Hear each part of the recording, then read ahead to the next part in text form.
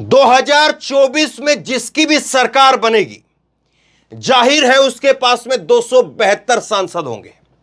272 सांसदों का आंकड़ा जिसके पास में होगा वो चुनाव भी जीत जाएगा, सरकार भी बना लेगा। भाजपा कहती कि इस बार 350 पार, हम 50 साल तक राज करेंगे, यह भाजपा कहती है। लेकिन भाजपा की हालत तो आप देखिए, एक एक सीट के लिए मोदी और अमित शाह तरस रहे हैं। एक एक सीट का लाले पड़े हुए हैं, एक एक सीट के लिए। और आप कहेंगे कि ऐसा कैसे है? महाराष्ट्र के अंदर जो कुछ हो रहा है, महाराष्ट्र के अंदर जो कुछ पिक्चर बन रही है, बिगड़ रही है, वो 2024 से सीधे उसके तार जुड़े हुए हैं। और अगर इस पिक्चर को समझना है तो 2024 को समझना है, 2024 को समझना है तो इस पिक्चर को समझना है। 48 सीटें हैं महाराष्ट्र के अंदर, और 48 सीटों में से तमाम सर्वे बीजेपी के या जिस किसी चैनल के सर्वे आए, उन्होंने बताया कि 48 में से 15 सीट आपकी नहीं आएंगी बीजेपी की। और इसीलिए जो एक कॉम्बिनेशन बना हुआ था कि देवेंद्र फडणवीस और एकनाथ शिंदे, एक कॉम्बिनेशन ये बना हुआ था बीजेपी का महाराष्ट्र के अंदर, और दूसरी तरफ शरद पवार है, उद्धव ठाकरे हैं और राहुल गांधी है, कांग्रेस पार्टी है। एक कॉम्बिनेशन बना हुआ था, चलता हुआ आ रहा था। लेकिन बीजेपी के पास में जितनी रिपोर्ट पहुंच रही थी, बीजेपी के पास में जितने सर्वे पहुंच रहे थे, किसी में भी भाजपा 15 का आंकड़ा 48 में से पार नहीं कर रही थी। एकनाथ शिंदे, वो बीजेपी समझ रही थी कि तुर्क का इक्का निकलेंगे, लेकिन वो तो अब जोकर तो खैर कह नहीं सकते हैं, लेकिन वो प्रभाव उनका रहा नहीं। देवेंद्र फडणवीस जो अपने आप में बड़ा चेहरा बीजेपी महाराष्ट्र का था, लेकिन आप डिप्टी सीएम, और डिप्टी सीएम में से भी डिप्टी सीएम तो थे ही थे, अब डिप्टी सीएम भी 2 हो गए हैं। पहले तो एक सीएम एक डिप्टी सीएम, अब डिप्टी सीएम में से भी 2 कर दिए। तो क्या कहेंगे आप? और यहां पर जो अजीत पवार की जो एंट्री हुई है इस पिक्चर के अंदर, और ये जो खिचड़ी बनाई है, इस खिचड़ी में हालांकि कांग्रेस का चेहरा इसमें आपको नहीं दिखेगा, कांग्रेस के बारे में आपको अलग से बताऊंगा। अब सवाल यह है कि बीजेपी को 48 सीटें जो महाराष्ट्र के अंदर है, 48 में से जब 15 सीटें भी बीजेपी को नहीं मिल रही, तो बीजेपी सोच रही कि कैसे न कैसे करके इस आंकड़े को बढ़ाया जाए, और इसीलिए जो है वो यहां पर अजीत पवार की एंट्री हो जाती है। और अजीत पवार के भरोसे, मराठा चेहरे के भरोसे वो कोशिश कर रही है कि इसको निकाला जाए चुनाव को यहां से। अब सोचिए कैसे खेल हो रहा है। अब आपको लगता है कि अजीत पवार इतने ताकतवर हैं, ये है अजीत पवार साहब, ये अजीत पवार इतने ताकतवर हैं, ये प्रफुल्ल पटेल भी अजीत पवार के साथ चले गए, और ये यहां पर है शरद पवार। आपको लगता है कि शरद पवार इतने कमजोर हो गए हैं और अजीत पवार इतने ताकतवर है, बीजेपी को लगता है कि वो अकेले वोट निकलवा ले जाए। 84 साल की उम्र है इनकी, 84 साल, और 84 साल का आदमी, 84 साल का बूढ़ा बुजुर्ग जब वो सड़कों पर चलेगा, और शरद पवार जो है उनको आप ऐसे ही मत मानिए। पिछला विधानसभा चुनाव उठा करके देखिए और तस्वीर याद करिए शरद पवार की, सतारा के अंदर किस तरह से 2 घंटे तक वो बारिश के अंदर खड़े रहे, भाषण दिया बारिश में खड़े होकर के। राहुल गांधी की तो तस्वीर अब आई है, शरद पवार की तस्वीर पहले आ चुकी है। शरद पवार वो नेता है जो खड़े हो जाते हैं तो खड़े हो जाते हैं, और ऐलान भी कर दिया है। तो शरद पवार ने पिछली खबरों में मैंने आपको बताया कि 1980 की तरह से पार्टी को दोबारा से खड़े कर देंगे। अब सवाल 2 है। सवाल एक ये है कि क्या इस चेहरे के ऊपर यहां पर बीजेपी को लगता है कि यहां पर अजीत पवार को अपने साथ ला करके इस पिक्चर में यहां पर जो है वो फिट बैठा करके, क्या इनको लगता है कि वो महाराष्ट्र में लोगों से अपील कर सकते हैं वोट उनको देने की? और क्या अजीत पवार के नाम पर महाराष्ट्र के लोग वोट करेंगे? शरद पवार को आप इतना खत्म मान रहे हैं कि शरद पवार तो बस कुछ नहीं, आपको लग रहा है बहुत बड़े मूर्ख होंगे अगर किसी राजनीतिक जानकार से आप इस बात को पूछेंगे कि शरद पवार जो खत्म व्यक्ति हैं और अजीत पवार जो सब कुछ कर ले जाएंगे। शरद पवार 44 साल का बुजुर्ग जब सड़कों पर निकलेगा तो सोचे क्या हालत होगी, सोचिए किस तरह की तस्वीर होगी और मराठा उसको किस तरह से देखेंगे, किस तरह से मराठा अस्मिता के साथ में शरद पवार की अस्मिता के साथ में उसको जोड़ करके दिखाया जाएगा। अभी तो आप कुछ भी कर लीजिए, हालांकि अभी भी बहुत कुछ बाकी है। आज एक मीटिंग चल रही है, उस मीटिंग में जो फैसला आएगा वो भी मैं आपको आगे बताऊंगा। एक मीटिंग चल रही है, 11 बजे ही शरद पवार ने बैठक बुलाई है और 11 बजे ही इन्होंने भी बैठक बुलाई है। दोनों की बैठक 11-11 बजे है। इस बैठक में कौन किधर जाएगा, हालांकि इस बैठक में जो जिधर जाता है वो उस तरफ ही माना जाएगा, ये अभी इसमें भी संशय है, इसमें भी डाउट है। लेकिन बीजेपी जो है वो उसको समझिए जरा, नरेंद्र मोदी और अमित शाह, ये दोनों चेहरे जो कहते हैं कि सीटों की कमी नहीं है, मुद्दों की कमी नहीं है, राम मंदिर है, 370 है, 3 तलाक है, अब कॉमन सिविल कोड ले आएंगे, यूसीसी हम लेकर के आ रहे हैं, तो मुद्दों की तो कमी नहीं है। और मोदी की छवि है, बीजेपी का कार्यकर्ता है, आरएसएस का कैडर है, सब कुछ तो है आपके पास में। फिर क्यों आखिरकार जो है ये जोड़ तोड़ की राजनीति? वो इसलिए कि सब कुछ होते हुए भी इनके जो नंबर है वो 15 से ऊपर नहीं है। 48 में से 15 नंबर नहीं आ रहे, इनके 15 सांसद नहीं आ रहे हैं, और इसलिए इनको लग रहा है कि कैसे भी करके लेकर के चलो, लेकिन उल्टी गलती कर रहे हैं। यहां पर जो है एकनाथ शिंदे को लेकर के गए तो यहां पर उद्धव ठाकरे को मजबूत कर दिया। उद्धव ठाकरे एक ऐसा चेहरा, सॉफ्ट सा चेहरा, राजनीति में खुर्राट चेहरा नहीं जिसको कहेंगे। एक होता है खुर्राट नेता जो डांट करके डपट करके जैसे तैसे भी करके लाइन में कर देता है नेताओं को, वो खुर्राट नेता नहीं थे, और ना अभी भी जो है वो खुर्राटपन इनके अंदर देखा गया है, ये उद्धव ठाकरे के अंदर। लेकिन जैसे ये यहां से निकले, वो सॉफ्ट चेहरा भी इतना मजबूत सा चेहरा जो है वो दिखने लगा, और सिंपैथी वोटर जो है वो, क्योंकि एक सीट में आपको बताता हूं, पुणे के अंदर जहां पर बीजेपी का गढ़ है, वहां पर पुणे की कस्बा सीट है विधानसभा, और उसमें भी बीजेपी अपने गढ़ में होते हुए हार गई, क्योंकि उद्धव ठाकरे का फैक्टर था। अब इन्होंने दूसरी गलती कर दी अजीत पवार के नाम पर। शरद पवार को, जिसको लोग मान रहे थे कि चलिए ठीक है, उम्र हो गई है, अब ठीक है, उनकी विदाई भी हो गई है, लोगों की जो यादाश्त है उसमें से शरद पवार का जो चेहरा है वो धुंधला धुंधला पुराना पुराना हो रहा था।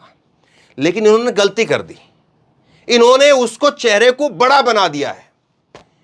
जिस 84 साल के बुजुर्ग को लोग भूलना चाह रहे थे, या लोग भूल रहे थे, या लोगों की जहन से वो जो शरद पवार की जो तस्वीरें हैं, यादें हैं, वो धुंधला पड़ रही थी, वो अचानक से जो है वो बीजेपी की वजह से आज मजबूत हो गई है। और आपको लगता है कि यही सोचने वाली बात है, और इसीलिए फोटो को जो है मैंने लिया है।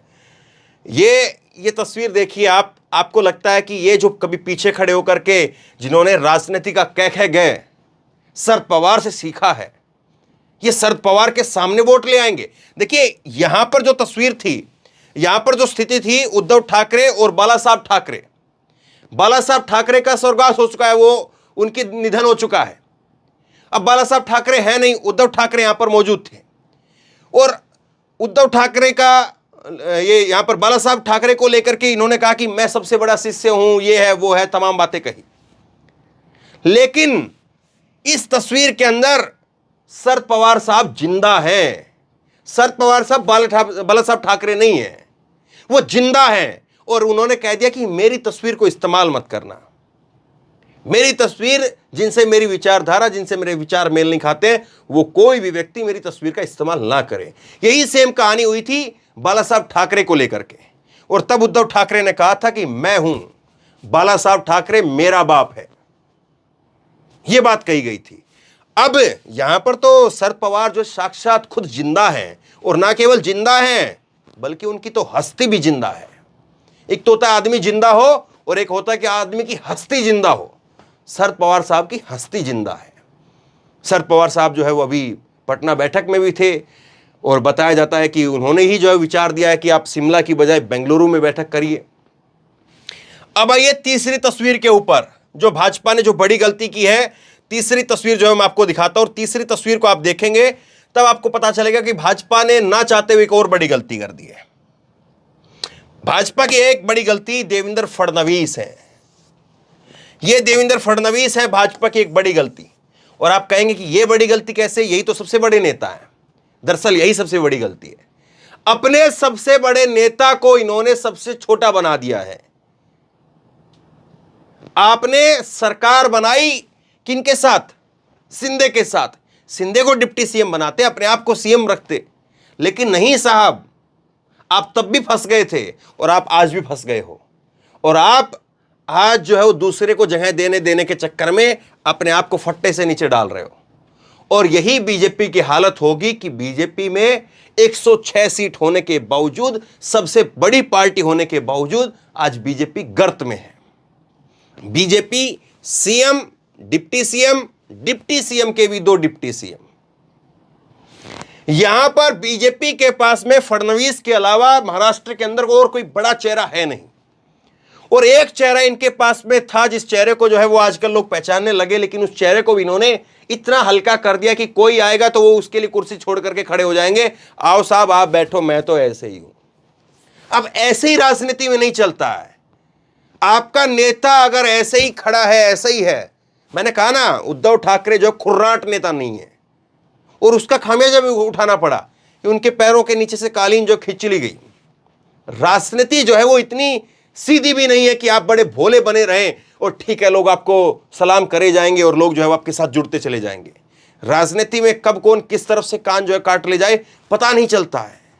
राजनीति के अंदर दबंगई भी दिखानी पड़ती है, दरियादिली भी दिखानी पड़ती है, लेकिन दरियादिली इतनी दिखा दी जाए कि आपको कोई दबंग मानने से इनकार कर दे, वो स्थिति आज जो है वो यहां पर देवेंद्र फडणवीस के साथ हो रही है। देवेंद्र फडणवीस बीजेपी का एकमात्र ऐसा चेहरा जिस चेहरे को आज नंबर 3 की हैसियत पर मौजूदा समय में, सरकार के वक्त में बात कर रहा हूं, और जब चुनाव होंगे तब तो पता नहीं नंबर 5 पर रहे, नंबर 7 पर रहे। फिर उस वक्त में तो जो है वो हो सकता है कि उद्धव ठाकरे जो है सबसे बड़े नेता हो जाए। उद्धव ठाकरे के बाद शरद पवार जो है वो, उनकी पार्टी सबसे ज्यादा नंबर के साथ आ जाए। कांग्रेस पार्टी जो है वो और उससे बड़ी पार्टी हो सकता है निकल जाए। और फिर उसके बाद में फिर जो है वो अजीत पवार के पास में रहेंगे, एकनाथ शिंदे के पास में जो है वो नंबर रहेंगे, या फडणवीस के पास में नंबर रहेंगे। देखिए आप, ये जो है वो तस्वीर है 1 2 3 4 5 और 6, छठे नंबर पर साहब का नाम आता है। आज तीसरे नंबर पर नाम है। तीसरे नंबर पर आज जो है वो एकनाथ शिंदे, अजीत पवार और देवेंद्र फडणवीस आज तीसरे नंबर पर नाम है। लेकिन चुनाव होगा तब पता चलेगा, क्योंकि अभी तो क्या है, अभी तो ये है कि एक शतरंज में आप जिस तरफ जो है उठा करके रख लीजिए, जिस तरफ जो है चल रहा है तो चल रहा है। लेकिन असली जब आप मैदान में उतरेंगे, जब महारथी किसके ढहेंगे और महारथी किसके बचेंगे, अभी तो आप रणनीति ऐसे ठीक है, 4 को उठा करके इधर रख लिया, 4 को उठा करके इधर रख लिया, अपने आप को उठा करके इधर रख लिया, लेकिन असली महाभारत में जब उतरेंगे तब पता चलेगा साहब। अब आइए कांग्रेस के ऊपर। कांग्रेस एक ऐसी पार्टी जो महाराष्ट्र के अंदर नंबर 3, नंबर 4 की हैसियत वाली पार्टी थी, लेकिन बीजेपी की गलतियों ने, मोदी और शाह की गलतियों ने कांग्रेस को आज नंबर 2 की हैसियत पर खड़ा कर दिया है। और राहुल गांधी कांग्रेस पार्टी जो है वो देख रहे हैं टकटकी लगा करके, दोनों हाथों में लड्डू है। 2-3 दिन पहले मैंने आपको खबर दिखाई थी। एक तरफ बीजेपी सबसे बड़ी पार्टी, फिर उसके बाद माना जाता था कि उद्धव ठाकरे की पार्टी, फिर शरद पवार की पार्टी, फिर आता था कांग्रेस का नाम। तीसरे चौथे पर या कांग्रेस, एनसीपी जो है पीछे ले लीजिए, कांग्रेस को आगे ले लीजिए। ये कांग्रेस का जो है पोजीशन रही हाल के वर्षों में, पहले की छोड़ दीजिए आप। लेकिन अब जो है वो राहुल गांधी ने जिस तरह से भारत यात्रा के दौरान अपने कार्यकर्ता को, अपने नेता को, उन सबको जो चार्ज किया, तमाम लोगों को साथ में जो जोड़ा, और उसके बाद में हाल में जिस तरह से राजनीतिक उठापटक हुई, जिस तरह से अल्टा पलटी जो हुई है राजनीति में, उससे कांग्रेस जो है वो आज नंबर 2 की हैसियत पर आ गई है। बीजेपी के बाद में आज कांग्रेस के पास में सबसे ज्यादा नंबर हैं। और कांग्रेस अब ये देख रही है कि अब 3 धड़े बचे हैं। उद्धव ठाकरे हैं, शरद पवार हैं और खुद राहुल गांधी हैं। महाराष्ट्र के अंदर 3 चेहरे हैं, विपक्ष के 3 चेहरे हैं। उस तरफ भी 3 चेहरे हैं, एकनाथ शिंदे हैं, देवेंद्र फडणवीस हैं और अजीत पवार हैं। अब आप देख लीजिए कौन से चेहरे पर लोग वोट करेंगे। अजीत पवार के सामने शरद पवार, किसको वोट करेंगे, शरद पवार या अजीत पवार? फडणवीस के सामने राहुल गांधी, किसको वोट करेंगे, फडणवीस, मोदी या राहुल गांधी? और उस तरफ जो है वो एकनाथ शिंदे और उद्धव ठाकरे। वो तो वैसे ही जो है वो एक तरह से बेवफा सनम की तरह से जो है वो गुस्सा, पूरा कैडर जो है वो पिए हुए है। अब वो कैसे किस तरफ निकलेगा वो भी सोचिए। तो महाराष्ट्र की राजनीति में साफ तौर पर अगर आप तस्वीर देखेंगे तो समझ में आएगा, समझने की कोशिश करेंगे तो जो कुछ हो रहा है आज महाराष्ट्र में, जो कुछ हो रहा है वो अपने आप को यहां पर विधानसभा के अंदर बचाने के लिए या बनाने के लिए नहीं, बल्कि 2024 के लिए, शुद्ध रूप से 2024 के लिए हो रहा है। लेकिन बीजेपी ऐसी पार्टी है या बीजेपी ऐसा काम कर रही है मौजूदा समय के अंदर जो अपने आप को फायदे की जगह पर नुकसान में लेकर के जा रही है। जितना वो पत्ते खोल रही है, जितना वो पत्ते फेंक रही है, उसमें उसका उतना ज्यादा नुकसान हो रहा है। और बीजेपी के रणनीतिकार जो है वो सोच रहे होंगे, खुशियां मना रहे होंगे। हालांकि बहुत सारी चीजें 50 खोखा 100 खोखा, मिला कि नहीं मिला, वो मैं आपको आगे बताता रहूंगा। लेकिन बीजेपी किस तरह से जो है वो अपने ही पैर पर कुल्हाड़ी मारने का काम कर रही है, कुल्हाड़ी पर अपना पैर ले जाकर के मारने का काम कर रही है। अब खुद देख लीजिए। उदाहरण मैं आपसे फिर से रिपीट कर देता हूं। शरद पवार के सामने अजीत पवार को क्या कोई वोट देगा? उद्धव ठाकरे के सामने क्या कोई यहां पर एकनाथ शिंदे को वोट देगा? और राहुल गांधी के सामने क्या फडणवीस का कोई चेहरा टिक पाएगा, या मोदी का जो चेहरा है वो भी क्या टिक पाएगा? सोचिए जरूर इस बात को। तो बहरहाल किस तरह से आप देखते हैं महाराष्ट्र की उठापटक को? क्या आपको लग रहा है कि बीजेपी वाकई बहुत बड़ी गलती कर रही है, या आपको लगता है कि नहीं साहब, ये पूरे समीकरण जो है वो ध्वस्त हो जाएंगे और मोदी जो है वो 48 में से 45 सीट कम से कम जो है, 40 सीट कम से कम जो है वो लेकर के निकलेंगे? या आपको लगता है कि इस बार 2 का आंकड़ा, 2.5 का आंकड़ा, 11 सीट, 10 सीट वो पकड़नी भारी हो जाएंगी? आप बताइए, आप क्या सोचते हैं? नीचे कमेंट बॉक्स में अपनी राय जरूर दें। इस वीडियो को खूब शेयर करें और इसी तरह की तमाम खबरों के लिए ऑनलाइन न्यूज इंडिया को सब्सक्राइब करें। साथ में जो बेल आइकन है, घंटे, उसको जरूर दबाएं ताकि जैसी कोई खबर अपलोड करें उसकी नोटिफिकेशन सीधे सबसे पहले आपको मिल सके। धन्यवाद।